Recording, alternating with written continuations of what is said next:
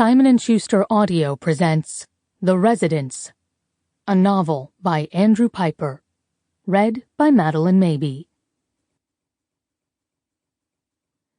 January 6th, 1853. Something occurred to me last night.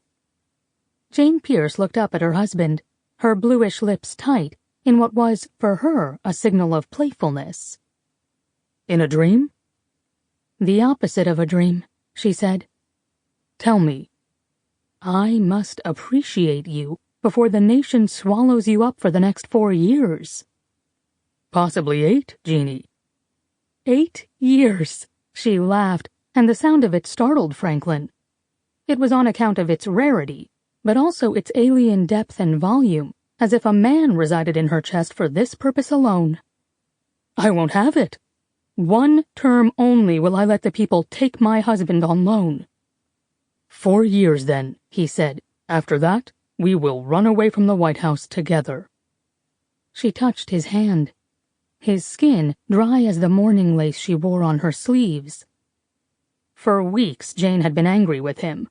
It wasn't the submerged ire that resulted from his drinking or the long hours he was not at home. This was out in the open between them, as was its source, the way he broke his promise to her.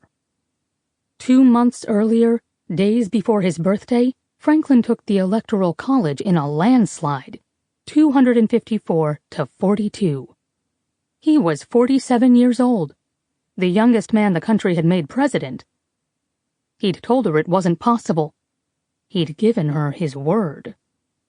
Yet now here she was, with her arm linked through his, the two of them standing so close she could smell the tallow of his shaving soap.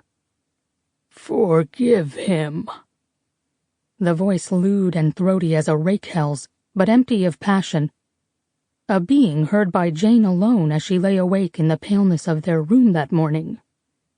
"Soon you will ask to be forgiven, too." "Good morning, Mr. President," she'd said to her husband over the breakfast table. She hadn't spoken to him much over the preceding weeks, her anger at him too great. It's why she knew this small warmth would be all it required for him to take her back. Within the hour, they were waiting for the train back to Concord. The Pierces were in Andover, where they had lingered following the funeral of Jane's beloved Uncle Amos in Boston. Now the 3 of them, Jane, Franklin, and young Bennie, watched the snow click hard as tossed rice against the station windows. It was an inconsequential station that looked out on the rails, and... Sample complete.